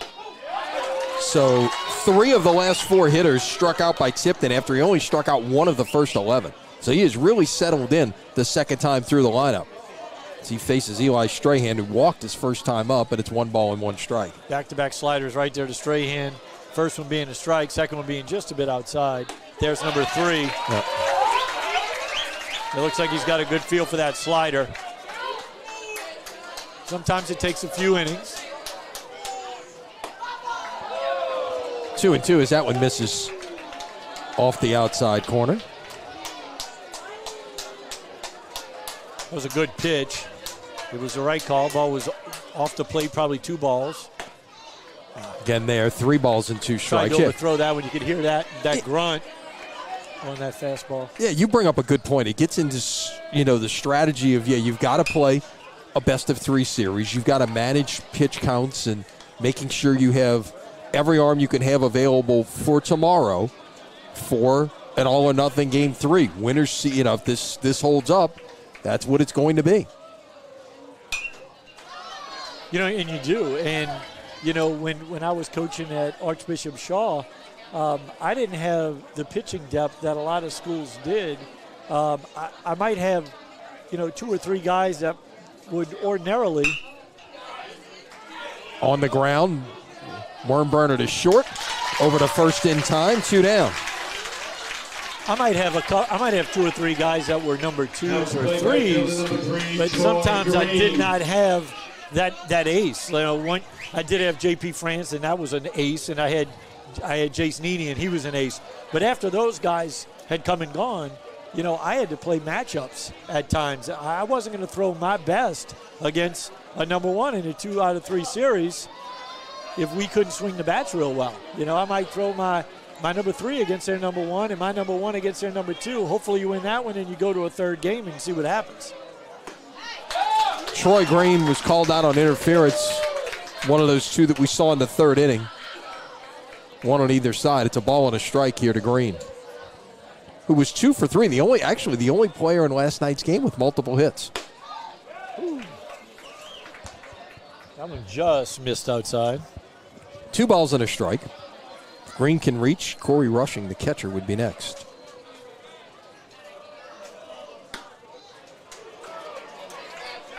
Three and 1. So you look at Tipton, you can tell he's no stranger to the weight room, huh? Kid's put together. No doubt. Big legs, strong looking kid.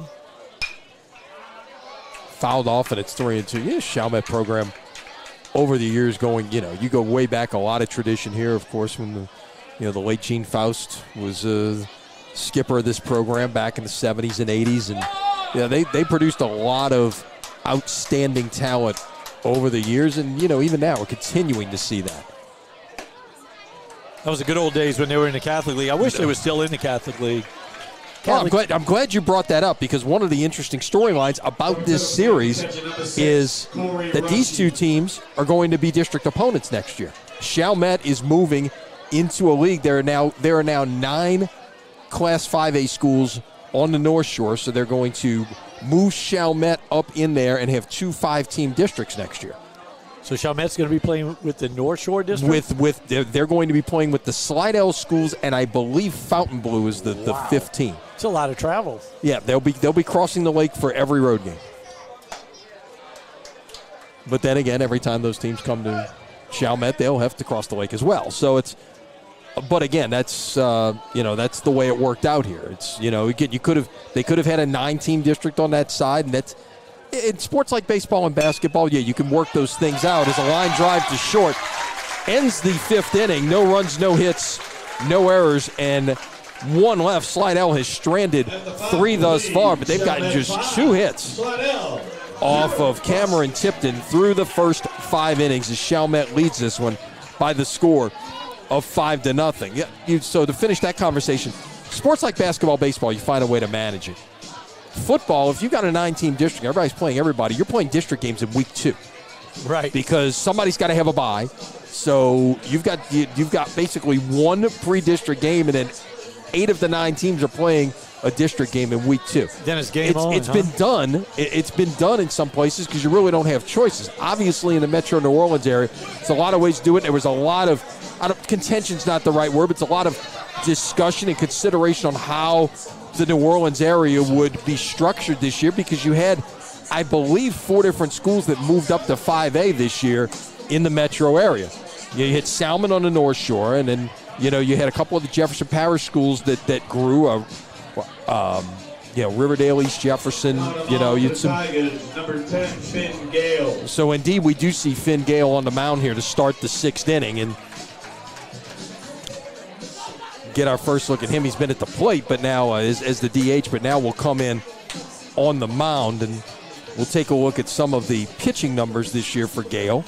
He's making just his 6th appearance. He's only thrown 4 2/3 innings this year, so you're getting a little strategy here, and not so it's a mop up type situation. Right, you're not burning one of your dudes is was described to me here. Gale, 6th appearance, 4 2/3 innings, 3 hits, 4 runs, 3 earned, 6 walks, 9 strikeouts at 4 2/3. So obviously, high strikeout rate in that little bit of an inning, but has allowed more than 1 walk in inning. And you look at the innings pitched for Slidell, that's generally your indicator of where they're going to go, right? Right. Calamari started this game 47 1/3 innings. Kuzan 46 1/3 innings. And Troy Green 44 1/3 innings. He's 1-1 in a year in 6 starts with a 3.63 ERA. So just based on innings, and then you got Burdette as well, who's thrown 28 innings this year. Could possibly be a guy that they would take a look at as well there. So that's. You start to look ahead to possibilities where the Tigers may look to go for Game 3. You try to figure out who they might throw tomorrow. Yeah, is it Green? Is it Burdette based on innings? They're the 2 guys that have thrown the next amount of innings. Then you go down to Bo Dakin, who's thrown 10 innings. He would be the next guy up. And as you look at things for Green. Yeah, and you look at Chalmette in terms of innings. We'll do that in just a minute. Is Bryce Wilson. And we don't want to jump the gun because we still have a couple innings left to play. We do, but you're planning on that from a coaching perspective, absolutely, as well. But you're right, you don't want to jump the gun. Wilson and McNamara 1-2. Wilson and Tipton 1-2 on this staff in innings in the regular season. Cooper McNamara was 3rd on the staff, 7-1 with a 1.30 ERA and 37 2/3 innings this year, and he's sitting out there available. And you got Monahan and DePascal who have thrown 24 2/3 and 23 innings respectively. So that's that's kind of what's left out there for Chalmette in terms of options. Ground ball 3rd, cross the diamond in time, and there's 1 down here in the 6th. Nice play by the 3rd baseman, Latrell Grant. Comes in on the run, gloves it, fires it on the run. Perfect throw to retire. 3rd baseman Junior Burdette comes in on the run. Had the wrong team on defense right there. Yeah. But Burdette retires Wilson there. Great play by Burdette. Made that look easy. Mm-hmm.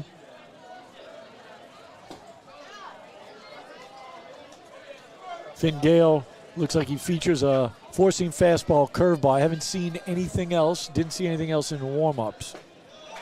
Swing and a miss there by Cole Armstrong, and it's a ball and a strike. High 3/4 arm slot, a little downhill plane. It's always tough to deal with as a hitter. The 1-1. As a hitter, it's 2-1. As a hitter, you're never worried about how hard it was if it was flat.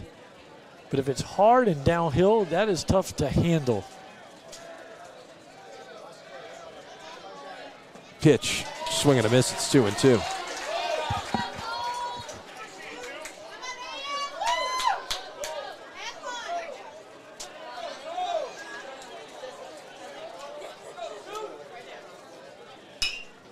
Swung fouled at the plate, and count will hold it 2-2. That ball checked up and hit Armstrong right in his back. Hit him on his number 2.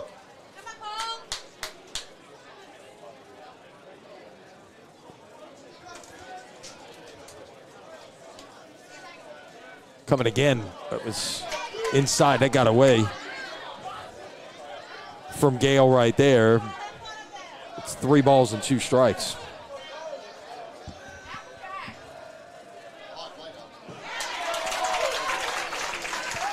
And a runner aboard here for the Owls, I should say, in the top of the 6th.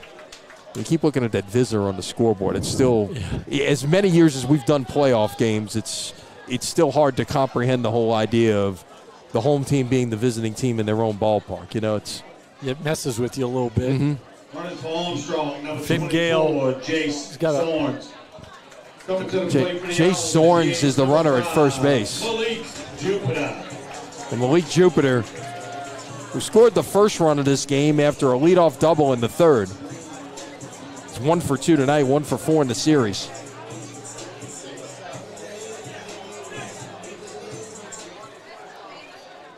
Vangilder really contorts his body to try to get that high arm angle to create that downhill plane.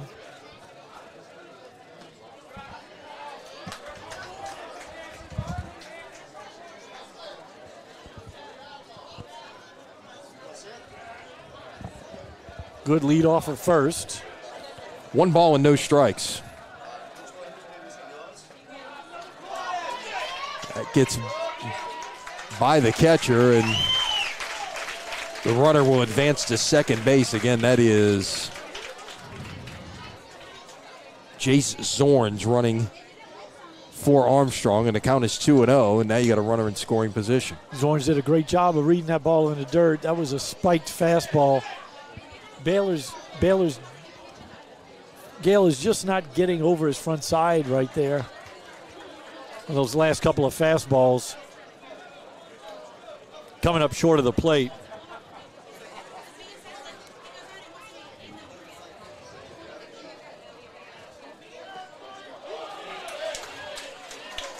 That's a strike, 2-1. Check swing. Jupiter couldn't hold his swing, says the home plate umpire. You hate to have to do that on a 2-0 pitch. Yeah.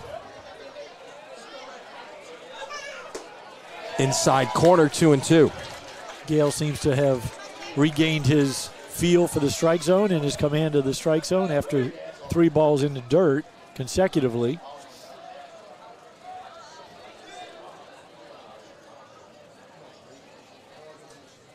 The 2-2. Just missed high, and it's full, 3-2. Breaking ball stayed up. Good job. Good job by Jupiter to lay off of that one. Not an easy pitch to lay off of.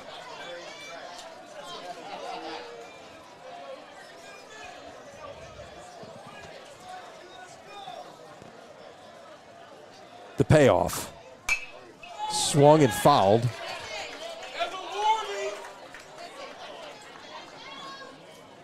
Slider fouled off. Great job by Jupiter to stay alive.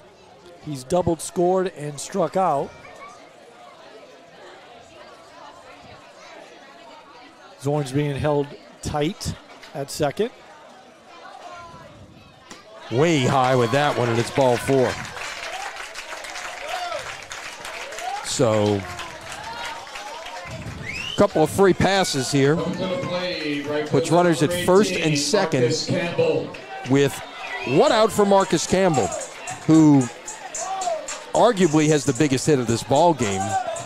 That double off the center field wall with 2 out and nobody on in the 5th, and that is what ignited the 4-run outburst that's kind of broken this game open for the moment. That started all the fireworks, that's for sure.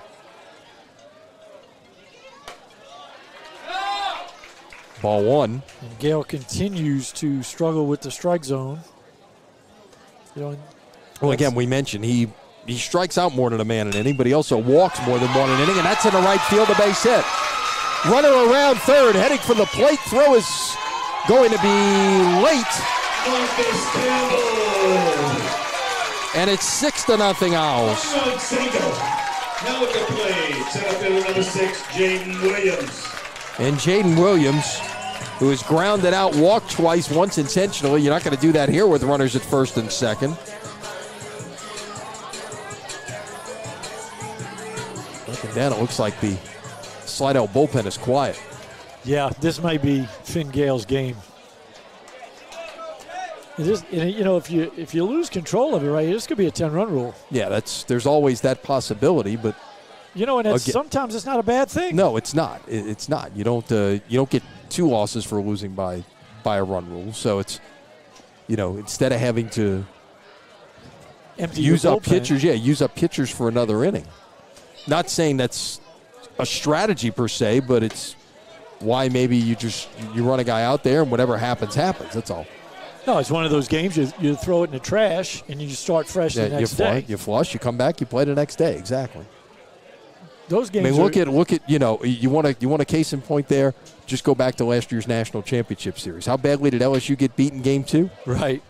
And then they came back and during the same thing. Oh, it was. I think they gave up 20. Was it 20? Yeah, and then came back the next night and won a national championship. Yep. Everybody was waiting for Paul Skeens to pitch, and they didn't even need him. Sometimes it's easier to sleep when you get blown out by 10 than it is when you lose by 1 or 2. No doubt. No doubt. You keep thinking about what could have happened, what I could have done, what I could have done different.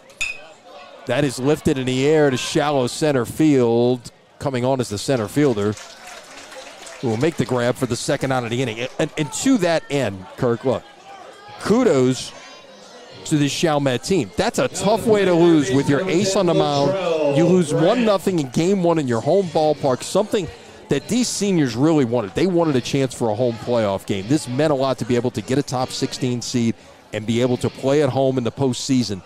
And then to have that happen, and look at how they've bounced off the deck here this evening. Great response to a tough loss. And that's what great teams are made of. Fouled off at the plate by Grant. And I'll tell you one thing. If they wind up coming out of this series as the victor, which, we'll see what happens tomorrow if they hold on to win this one. But I would not want to be West Monroe having to face those two arms. No doubt. No doubt. I don't care what seed you are. And look, West Monroe is obviously a very good team and has been a very good team for a long time in this state. But the count is 0-2 on Grant. This doesn't, with the kind of pitching, the 1-2 punch that Chalmette can run out there. If you're right, if it is Chalmette, that's not your ordinary 15 seed by any means. No, absolutely not. Part of what, look, we know how schedule, power rankings work. It's got everything to do with wins, losses, and who you beat.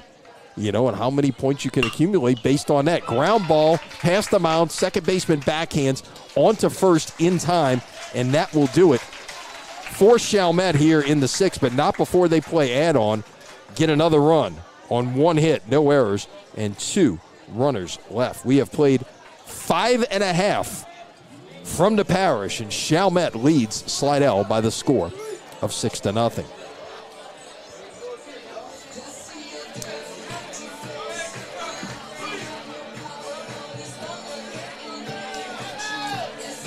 So if Slidell's going to get something going, Kirk, as you're pointing out here, this is the time to do it, right? Top of the order coming up in the bottom of the 6th. And this is also a thing right now. Is somebody who's played the game is somebody who's coached the game.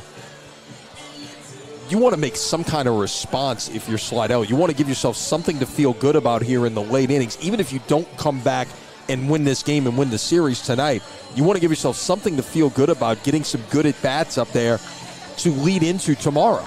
You want to try to gain a little momentum back is exactly what you're talking about.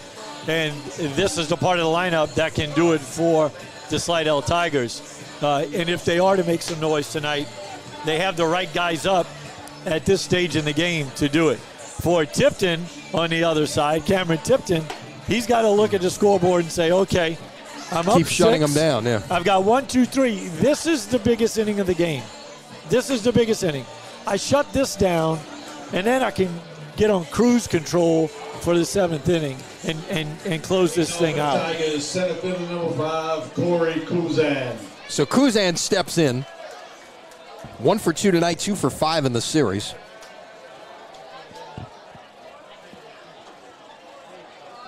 By the way, we can tell you we will have baseball for you next week. Don't know where we'll be, so stay tuned to Crescent City Sports for that. But more baseball to come, as we are not done for the year by any means, as Kuzan takes a strike on a breaking pitch. It's 0-1.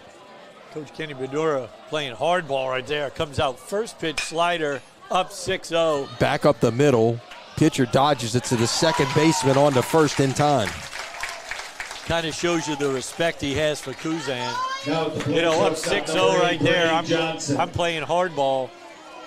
I'm going fastball all the way right there to get ahead, but that wasn't in the on the script for Cameron Tipton and the Chalmette Owls. He goes breaking ball, easy ground ball off the end of the bat. 7 of Tipton's 16 outs on ground balls. That is lifted in the air to right center field. Long run. Nobody's going to get there. That is going towards the gap, and that will be a stand-up double for Johnson. He's got 2 of the Tigers' 3 hits tonight. Had a single back in the fourth. In fact, that was the last hit Slidell had until that swing. And both were on fastballs up in the zone. That one was a little bit more out over the plate. He was able to barrel it up.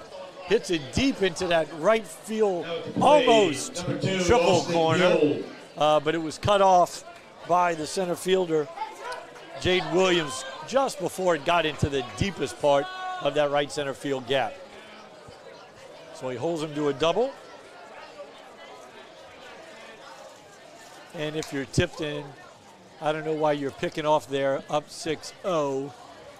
He should be concentrating on the hitter and the hitter alone. If that guy scores, it really doesn't mean a whole lot. And I think that's exactly what Coach Mike Thomas yelled to the shortstop, Monahan. Hold him tight and then get to your position so you can have some range and cover your position. Slider down and away in the dirt. That'll move the runner up to third. Really yanked that slider. And again, Tipton could almost pitch out of the windup here and not even really worry about the runner at third base. He doesn't mean anything. All he really needs to do is collect outs here. That's it. You got 5 out to get with a 6-run lead. Lifted into left field. Runner will tag. Catch is made. Throw home is strong, but it will not be in time.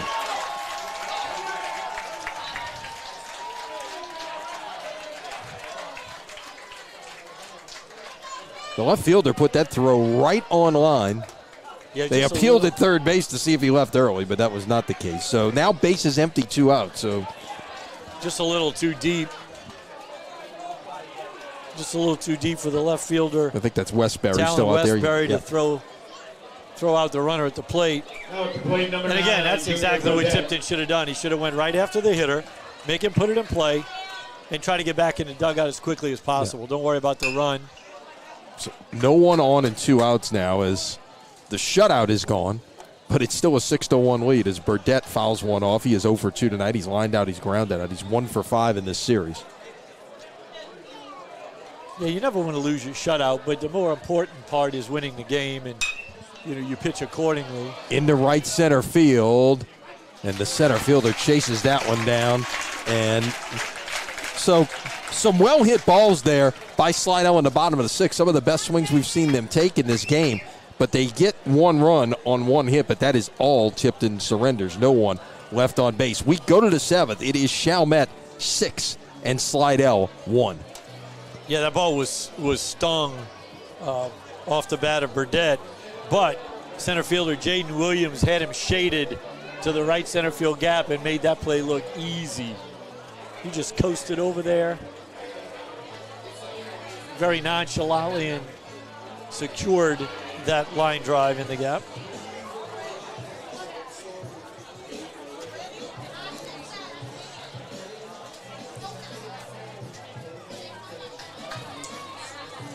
So we got another new pitcher here for Slidell in the 7th.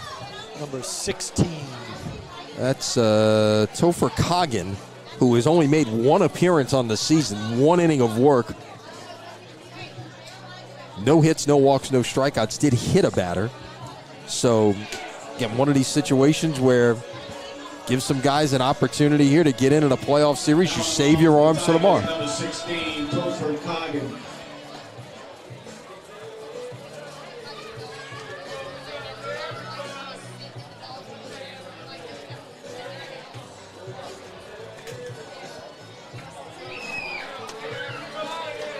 He looks like a youngster out there. I don't know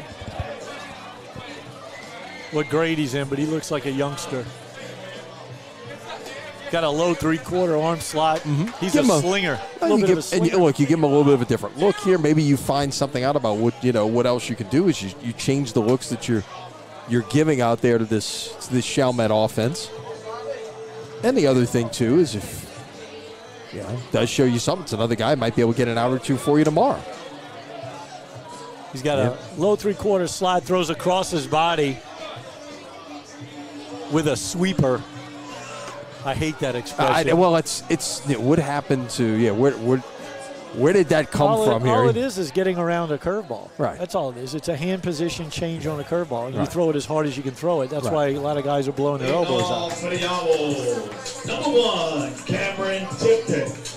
By the way, we were starting to talk about Paul Skeens. You see what he's doing in AAA right now? How long is he going to stay in AAA? And Well, I think he's got to stay there until they build him up because he's only averaging about 3 innings per start. Right. They're dynamic innings. I mean, Right. they're nobody's touching him, but to go up there to the big league level and only be do that, yeah. competitive, you got to at least get 5 out of them. first pitch swinging, Tipton flies one into center field. 1 pitch, 1 out here in the 7th. And he'll head back to the dugout and get a little more rest to come back out for the bottom of the 7th. I might have even pinch hit for him right there, honestly. He He can re-enter the game, Yeah. keep him off the bases, keep him Yeah. fresh. Right. I used to have to do that with Jace Nini every once in a while. So Evan Jacob, it was Tipton and Jacob with the 2 big hits in that 5th inning. The 2-run single by Tipton followed by the 2-run double by Jacob. Evan is 1 for 3 on the night, 1 for 6 in this series. And the thing about Skeens is 3-inning outings, he's not getting taxed at all. There's no high leverage pitches. His pitch counts are low. So if he goes up to the big leagues, and obviously he's not going to dominate big league hitters as well as he's dominating AAA hitters, so his pitch count's going to creep. So he's got to get stretched out a little bit, I would think, before they call him up. Ouch. The hands there. Talk about, that 3/4 angle. You know a little bit about that. And you've got the ability to really run in on the hands of right-handed hitters there. I'm sure I'm sure at some point you had to stop counting the number of bats you broke in your career. The arm slot is very conducive to having some arm side run in on the right-handed hitters. And when you throw across his body like he does, it makes it run even more. And he'll step way over by the third base side, but he starts on the first base side. It's a little dangerous of a delivery when you throw that far across your body. Puts a lot of stress on the elbow. 2-2, tap foul. It's deceptive, Right. but there's a price to pay. Right. What do you think? I mean, just with the increases of arm injuries that we've seen, what kind of changes do you think are coming down the line potentially as that is lifted high in the air to right field, shallow right, 2 down? Not saying what would you do, but what do you think may happen to try to prevent things? Are we going to see even fewer pitches? Are we going to see more time off? Are we going to see kids starting at a later age? What kind of combination of things would you expect to see happen to try to? Well, I think the major league pitchers are asking for a little bit more time on the pitch clock. I think they're asking for pre-tacked baseballs like they do in Japan. I think that would help because they took away spider tack. They've taken away everything else you can use. Hitters can use whatever they want. They can use pine tar. They can use stickum. They can use glue. It doesn't matter. Pitchers can't use anything but rosin. And the balls that that are rubbed up prior to the game, they are slick.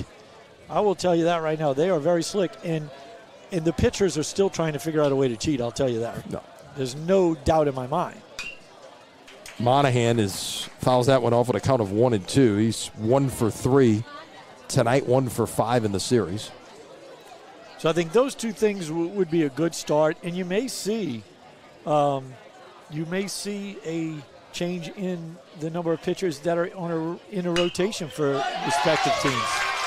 Well, it took a while, but we got, used to be a 4-man rotation, then it went to 5. You see some teams tinkering with the concept of 6. Could we even get to 7 at some point one day where basically you're pitching once a week? Like college. Right. And that's why I think Paul Skeens is still in the minor leagues, is because he needs to adjust to that every 5-man rotation. Sure. That's not easy when you throw as hard as he does. Yeah. So the single by Monahan brings up Bryce Wilson, the first baseman, who is 0 for 3 tonight, 1 for 6 in the series. Do I think any of those changes are going to change the injury rate? I really don't. I think the biggest problem is the fact that everybody's chasing velo. Everybody's throwing max effort every single pitch from start to finish, no matter how long they're in the game. And I think that's the biggest problem. The weight training and the type of training that they're doing these days is all geared around velocity. Drive line, top velocity, all of that stuff, it's geared towards velocity because that's how you get paid these days. Yep.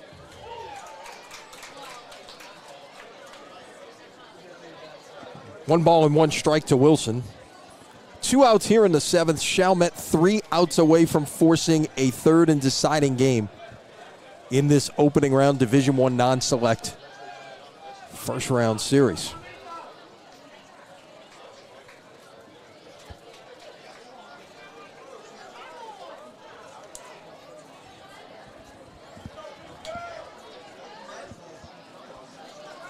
I also think the high school pitch count thing, the pitch smart, whatever they use, I think that needs to be adjusted. You know, the way it sets up, if you look at it, you know, the high school baseball season is roughly 10 weeks long. Mm-hmm. And you can pitch every single night as long as you don't throw over 30 pitches. Wow. So you can throw every night of the 10 weeks as long as you throw less than 30 pitches. Wow. Which is insane. You know, when I was in the minor leagues, we had a rule that you could not pitch 3 consecutive nights. No matter what. No matter how many pitches you could have thrown 2 pitches each night and you weren't throwing the third. And if the manager wanted to use you for that third night, he had to get special permission from the pitching coordinator and the field coordinator of the organization in order to do it. So he had to get approval from the higher-ups in the organization to do it. Yet, you know, in a best 2 out of 3, you could throw 30, 30, 30 3 nights in a row, and it's well within the legal limits. It's not smart, but you could do it.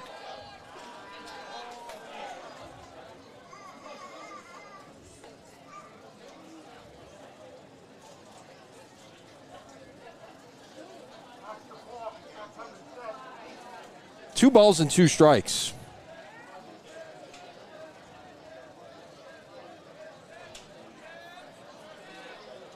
Pitch. Just missed. Runners hung up off first. Gets back. Monahan was a good 30 feet down the line, and it was definitely in no man's land, and the catcher waited for him to kind of commit on what he was going to do before he made a throw. He's just so quick.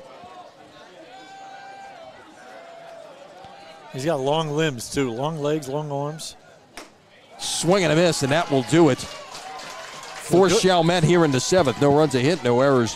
1 left. We head to the bottom of the 7th on this Friday night in the parish. Chalmette 3 outs away from forcing a third and deciding game of this series. It is 6-1 Owls over Slidell. By the way, congratulations, belated congratulations to Marty Luquette. 500 career wins as a high school coach, and his Riverside team goes on the road and defeats St. Edmund 5-0 in their first round series. So he's been doing it a long time. He has been, and solid victory to get his playoffs started. He's a guy who knows what it takes to get to that final game.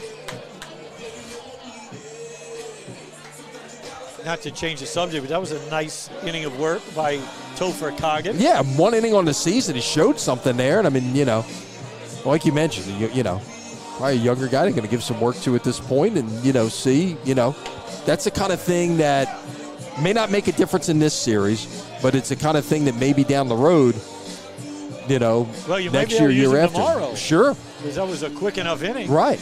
You know, if you need him to come in and get a right-hander, a tough right-hander, he can no come doubt. in and do it. Braden Calamari. All right, so Braden Calamari leading things off here in the bottom of the 7th. Slidell needs 5 to tie and 6 to win. They got their work cut out for them, as Tipton has been outstanding, allowing 1 run on 3 hits.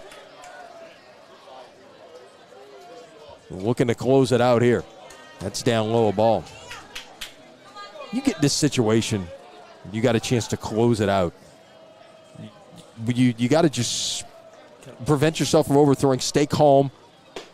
Take us into the pitcher's mindset of what needs to happen right now. Yeah, you got to relax. You know you can go out there and complete the game, but you can't let the adrenaline take over too much so that you're unable to control your body. And, you know, in that first pitch, it was a fine example of that. Looked like Cameron Tipton tried to overthrow that pitch just a bit. Fair ball down the third base line. Throw is in time. Strong arm right there from Grant at third. He's shown us that a couple of times tonight. They've been very impressive in the field. Grant has done a fantastic job over there at third base tonight. That was a tough play. That was a high chopper that went over the bag fair but landed foul. Luttrell did a good job of taking a drop step, catching it, loaded into that backside, and fired a rocket across the diamond to Wilson at first. Swing and a miss by Gale. Or check that. That's actually Coggin in this spot now. I guess the DH was lost when they made some of the switches earlier. Yeah, because Calamari went to second base. Right. After he was removed from the mound. So a ball and a strike to Coggin. Puts it in play. Second base on to first in time. Now to plate number 17, Eli So with 2 out and nobody on, it's up to Strahan to keep it going. Coggin, by the way, did have 2 at-bats in the regular season.